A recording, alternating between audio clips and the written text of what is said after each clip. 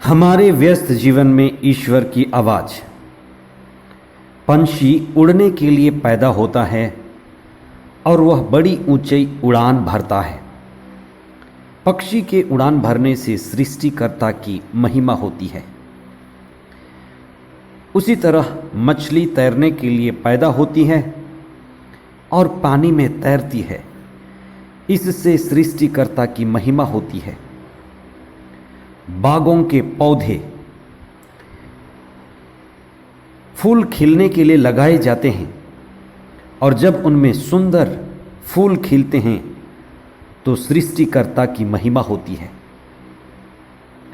ईश्वर यही चाहता है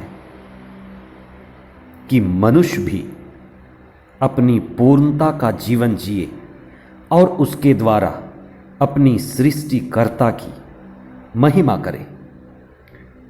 13वां सामान्य सप्ताह 30 जून 2022 बृहस्पतिवार।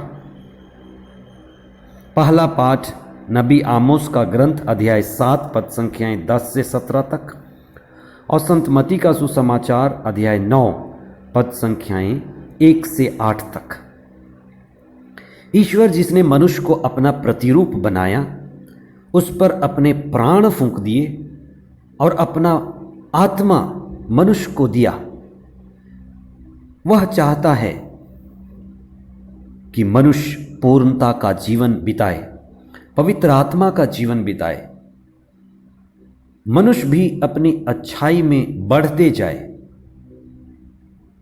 और जब मनुष्य आत्मापूर्ण और आध्यात्मिक जीवन जीता है तो उससे सृष्टिकर्ता की महिमा होती है, जिससे ईश्वर ने दूतों से थोड़ा ही छोटा बनाया है।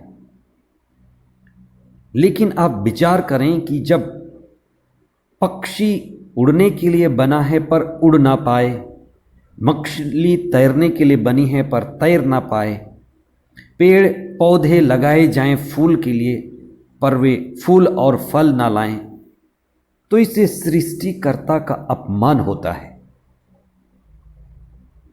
ईश्वर कई रूपों में हमारे बीच आते हैं। प्रभु के दिव्य वचन के चिंतन से पता चलता है कि ईसा के रूप में ईश्वर ही हमारे बीच उपस्थित थे। आज के सुसमाचार में एक लकवाग्रस्त व्यक्ति यानी अर्धांग रोगी के बारे में हम पढ़ते हैं, जिनके 4 अच्छे मित्र थे। उन्होंने उसे ईसा के पास इसलिए लेकर आए कि उस अर्धांग रोगी व्यक्ति को चंगाई मिल जाए और वह पूरी तरह से ठीक हो जाए। वास्तव में सच्चे मित्र वही कहे जा सकते हैं जो दूसरे मित्र को ईश्वर से मिला दें। वास्तव में सच्चे मित्र वही हैं जो दूसरे मित्र को ऊंचा और आदर्श जीवन जीने के लिए सहयोग करें। ये अर्धांग व्यक्ति, लकवाग्रस्त व्यक्ति किसी भी तरह से चलने में असमर्थ था। उसे ढो करके लाया गया था। ईसा ने उस व्यक्ति से कहा, बेटा तुम्हारे पाप क्षमा हो गए हैं। ईसा का उस व्यक्ति को बेटा कहना पिता ईश्वर का प्रतीक है, जिसने मनुष्य को अपने प्रतिरूप बनाया है, अच्छे जीवन के लिए बनाया है, आत्मापूर्ण जीवन के लिए बनाया है, एक ऊंचा और आदर्श जीवन जीने के लिए बनाया है। लेकिन पाप यानी बुराई की दोष भावना के कारण हो सकता है वह व्यक्ति लकवाग्रस्त था। इसका कारण हमें पता नहीं। व्यक्ति का पाप, व्यक्ति की बुराई और व्यक्ति की दोष भावना उसको अर्धांग रोगी बना सकती है। ईसा ने उस व्यक्ति को पाप मुक्त किया। कई बीमारियां ऐसी हैं जिसकी जड़ और कारण पाप और दोष भावना है। ईसा ने इस आदेश के द्वारा न केवल उस अर्धांग रोगी को चंगा किया, लेकिन ईसा की असली पहचान का भी पता चल गया। यहूदियों के बीच पाप क्षमा करने का अधिकार सिर्फ और सिर्फ ईश्वर का है। पाप क्षमा का अधिकार ईश्वर का विशेष अधिकार है। और यहाँ ईसा हैं जो इस अर्धांग रोगी को पाप क्षमा कर रहे हैं। इसलिए यह पता चलता है कि प्रभु यीशु पिता ईश्वर के परम पावन पुत्र हैं, जिन्हें पाप क्षमा करने का अधिकार है, जो इस दुनिया में हमें पूर्णता का जीवन देने आए थे। ईश्वर के साथ जीवन और पवित्र आत्मा द्वारा संचालित जीवन ही सच्चा और पूर्णता का जीवन है। बिना पवित्र आत्मा के जीवन अर्धांग रोगी का जीवन लकवाग्रस्त जीवन है। जब हम मात्र सांसारिक जीवन जीते हैं, शारीरिक जीवन जीते हैं, आध्यात्मिक जीवन से दूर हैं, तो यह आत्मा को भूलना है, आत्मा को भूलने की स्थिति है। और पवित्र आत्मा रहित जीवन पूर्णता का जीवन नहीं कहा जा सकता। मात्र शरीरी जीवन और सांसारिक जीवन अधूरी जिंदगी है। यही अधूरी जिंदगी लकवाग्रस्त और अर्धांग रोगी की जिंदगी है।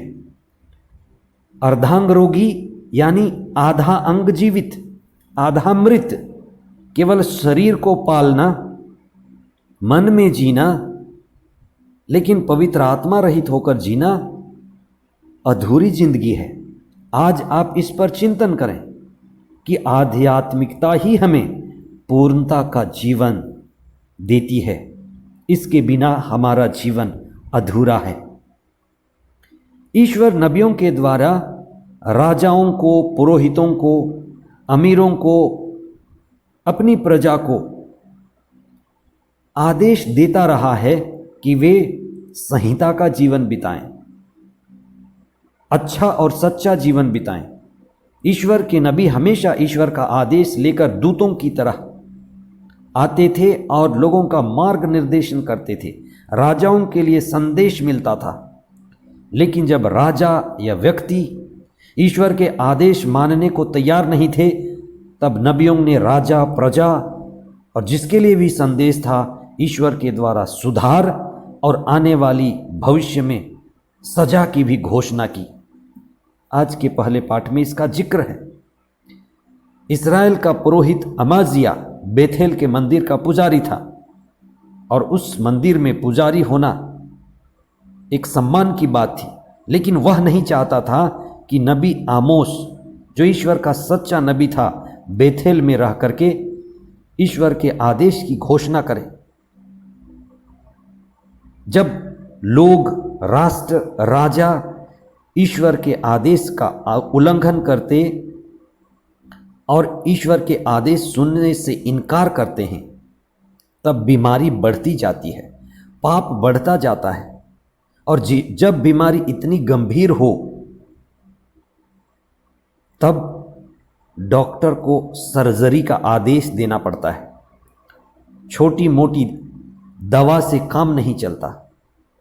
ईश्वर भी यही करता है। जब हम ईश्वर के आदेश का तिरस्कार करते चले जाते हैं, तो ईश्वर हमें सुधारता है और वह सुधार कठिन होगा। आइए हम प्रार्थना करें।